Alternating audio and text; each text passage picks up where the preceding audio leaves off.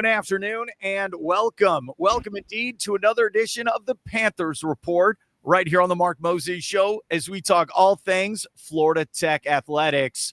And we've gone over swimming, basketball, soccer, volleyball, and it's time to talk some women's lacrosse with the head coach, Kelsey Richardson. Coach, how you doing today? I'm doing great. Thanks so much for having me on. Super excited to be here and to talk about my favorite thing, which is our team. That is awesome. And I know you guys, you don't start your new season until January. We're here at the end of October. Halloween's on Friday. So let's start with this because I know you've been there a couple years. How's everything going here in the offseason as you're trying to get ready for the new season early next year? Yeah. It's been great. I think this fall we definitely challenged our team a little bit. We played a couple D1 schools, which, again, I think playing at that level and being able to execute our style of play is going to be really helpful for us as we get into spring and start playing some of our Division II, rivals and teams. But our girls did really well. A lot of development since we began in August, and we still have a couple more weeks of practices here. So I'm really excited to fine tune some details to get ready for spring. What do you tell your team? Like you said, you're taking on these D1 schools. What do you tell them, and what do you like to get out of those experiences for the new season? Yeah, I think our goal when we're playing competition like that is to, be able to execute our systems, right? And play at a faster pace. I think one of the things that we've definitely worked on over the past 2 years since I've taken over the program is being able to not overthink what we're doing on the field, right? And I think playing at that level helps, not allow you to think. You almost have to just trust your instincts. So, that definitely helps us kind of take leaps in our systems to kind of work out the kinks and make sure that we're challenging ourselves and not feeling the pressure, right? I also tell my girls to have fun, right? It is a high level of lacrosse, and, it is a time to really play it at that, right? Is to just really think about why you started and why you wanted to play in college, right? And that's kind of the time to show that and to have a little bit of fun while still playing 100% and attacking every moment. Okay, so we're going to go into November, then you have December. You have Thanksgiving, Christmas, the holidays. What do you tell your players, maybe physically, mentally, to get ready for that January when you start a season? Yeah, I think, definitely from my experience, I used to try to win every day, right? Regardless of what you have that day. So if it's training, right, win that, go as hard as you can during that time frame. If, they're playing and doing some just stick work stuff, right? Challenge yourself to get better every day, because that's really where, the work pays off, is in those moments when maybe we're not watching them or, their teammates aren't watching them, but they have to have that discipline and that drive to push themselves. So, I definitely just tell them whatever they're doing, go 100% and give it their all. All right. As a former player, especially, let's say we're like the final week where it's at Christmas to New Year's. Are you sitting there at home with the family like, when does the season start? I'm ready now. I bet you're ready right now, Coach. But what's it like those weeks leading up to the new season? Yeah, absolutely. I mean, it's always, so much fun, the anticipation, but to also just get back to campus and be with everybody again. It is a long break between, we have pretty much all of December that we can't do stuff with the girls. So it is a long while where, we're away from them and everyone's enjoying family time, but definitely that is when the countdown for sure gets going. And, me and my assistant coach, Hannah, definitely get going on all the training and what we need to do and accomplish in preseason. So, it's always like Christmas morning, the day before we come back for season. So it's always super exciting. Like you said, you've been the coach there now for a couple of years of Florida Tech with women's lacrosse. So now, in your 2 years of experience, what type of player recruit are you looking for to come play for you there for the Panthers? Yeah, great question. I think we're really fortunate with the academic piece here at Florida Tech in terms of that attracts really driven people in general. So I'm definitely looking for athletes who are looking to give that on the field as well as in the classroom, right? We're looking for fearless players who want to continue to push themselves and grow every day and always see that there's a next level, right? We don't want someone who comes in and thinks that they've reached their peak, because even at this point, after playing in college and coaching, multiple different places, levels, I learn something new every day about the sport. So we definitely look for, that growth mindset as well. Is communications key to be a great teammate? I know. Yes. No hesitation. Every coach I talk to at Florida Tech, why is communications key on the field like that? I mean, we tell our girls all the time too, right? Like, even if you're telling the other team what you're going to do, there's always a way to execute it still, right? So I think it's just having that chemistry between the team where they're able and comfortable to talk to each other and tell each other what they need in the moment. I think that's what really great teams do. And I think that it helps just mesh everybody together even more. And again, if you're communicating and you're talking to somebody next to you, that gets you out of your head, right? So I think that takes a lot of pressure off the individual play and helps a cohesive team. Tell us about the conference, the Sunshine State, how competitive it is. And I know you've done this for a couple of years now. Yeah. What do you think of this conference? Yeah, I mean, growing up, I've always come from a competitive lacrosse background. So that was definitely something that I wanted as a coach, and the Sunshine State Conference has proven to be just that. Last year we had 6 out of the 7 teams ranked, right, in the top 25. So every time you play somebody in conference, it's a battle, and we're adding a couple new teams here in the next year or so. So I'm really excited to continue to expand that, and just really compete for championships and, regional rankings and kind of getting to NCAAs. That's always the goal of ours. So we're taking steps towards that, which is really exciting, but our conference, helps us do that. So it's always exciting. Okay. So then the follow-up is, what do you guys need to do to take that next step and make a deep playoff run for lacrosse? Play our game consistently. I think we've worked a lot on the mental game over the last 2 years and being able to, once you step onto that field, mentally turn that switch on in your head, right? That every single game you're in control of your play and how we execute things. So I think with consistency, we'll be able to definitely, take leaps and bounds this year, to achieve our goals. So it'll be exciting. Okay. Is it all right once in a while the ball doesn't bounce your way? Like, okay, you want to be consistent, but once in a while something crazy might happen, hit off someone's head, go in the goal. Does that also happen in your coaching career? Absolutely. And that's kind of, the whole premise behind that, right? Is there's things that are out of our control. But again, I think if we are able to control our mindset and our what we're focusing on for the next play, then we'll be able to bounce right back, right? And that's kind of that consistency. It's not always going to be 100% right execution, but again, it's okay, that play got away from us. How do we make sure that the next one doesn't snowball, right? So that's definitely some messaging that we've talked about with the team as well. Okay, so I'm very big, no matter what sport it is. And I want your thoughts on this, Coach. Yeah.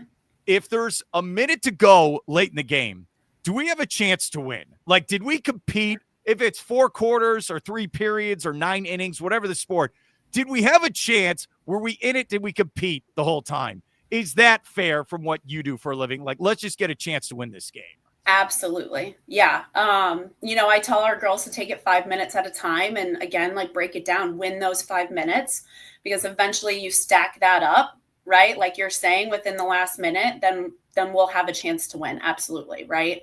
And in terms of that, like, the mindset has shifted, since I've taken over the team as well. They're they're wanting those situations and they're wanting to come up big. And, we forced a couple very close games last year and took, a 15th ranked team into overtime, and so that was something that my first year we didn't do. And, this year we'll definitely come out on top of those situations. But again, it's the steps in the right direction that are super promising. So.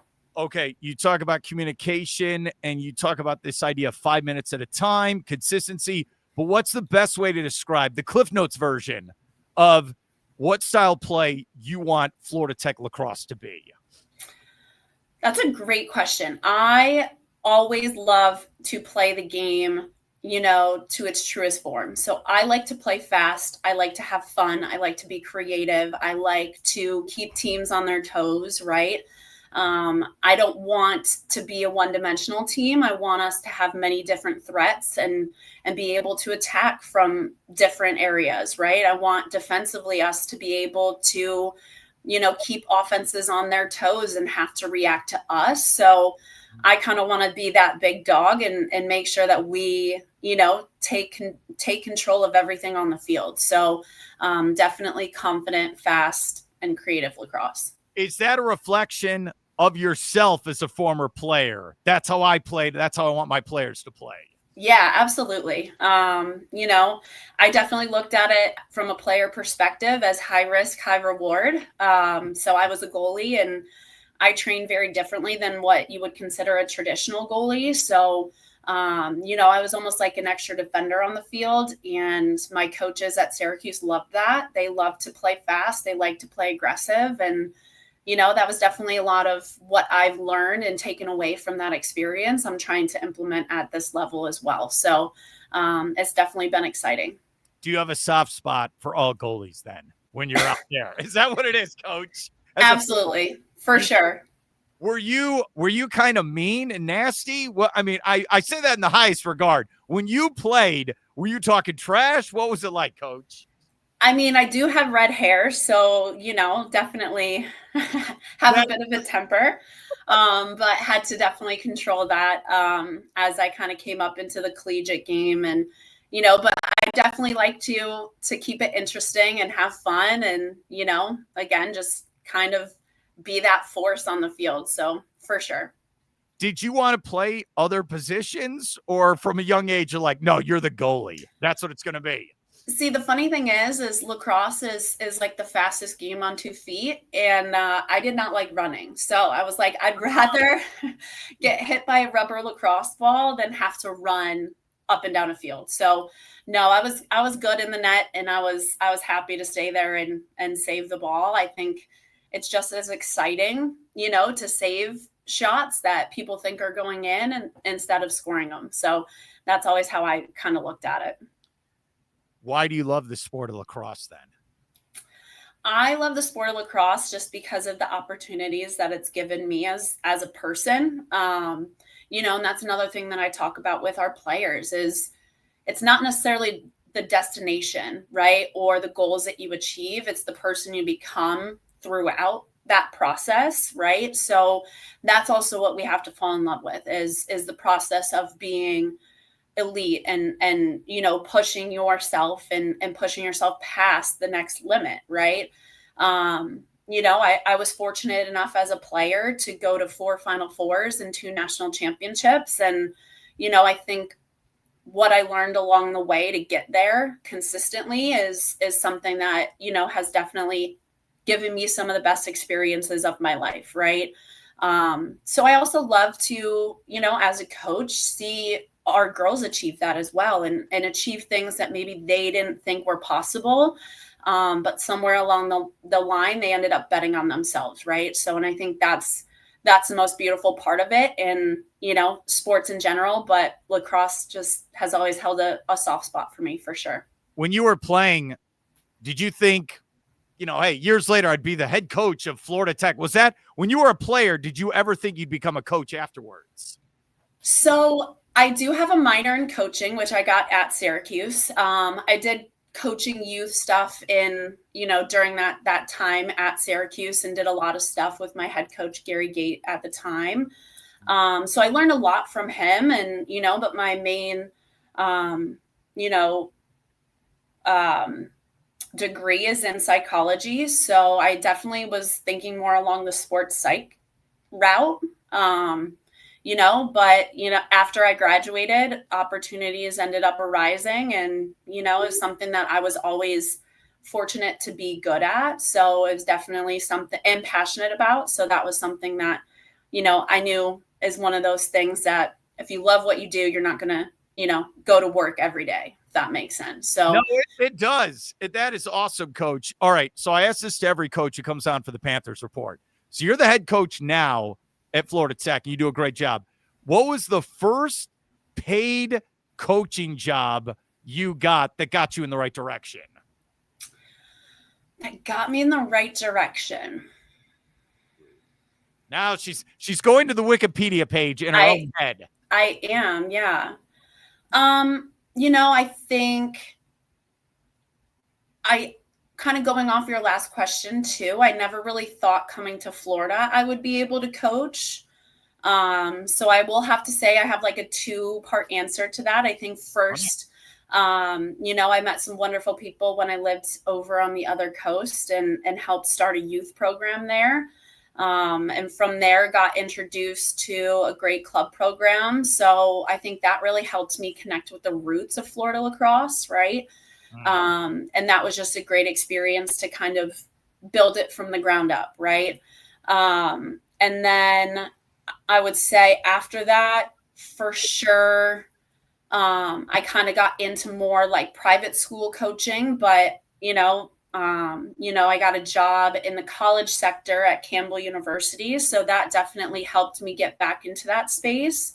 So I think that was definitely a great learning curve, and, kind of pointing everything out in the college realm that I didn't necessarily have experience from the coaching side. So definitely taught me a lot.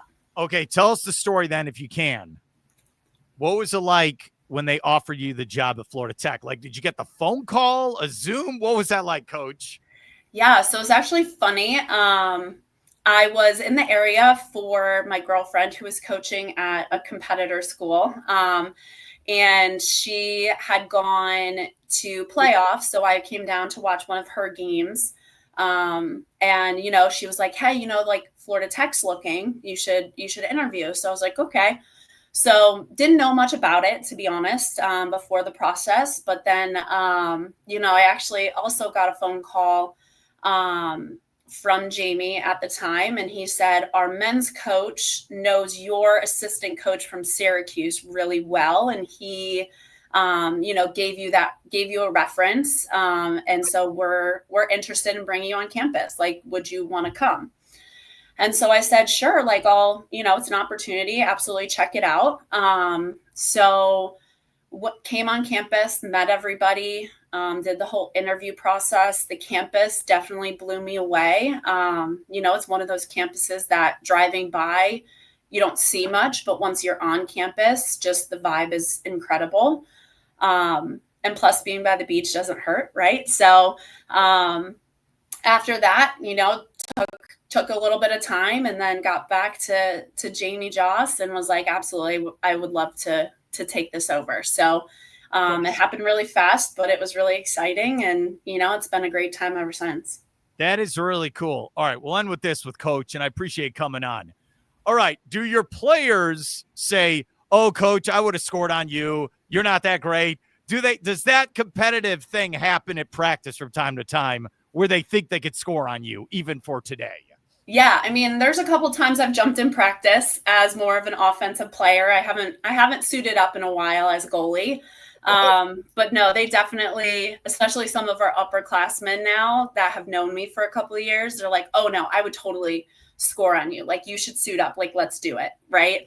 But it's definitely been awesome to see, that relationship build and that confidence build in them. So who knows, maybe one of these days I'll suit up and let them try it. So we'll see. There needs to be like a moment. It'd be like out of a sitcom. You guys are on the road. You got a big win in conference play.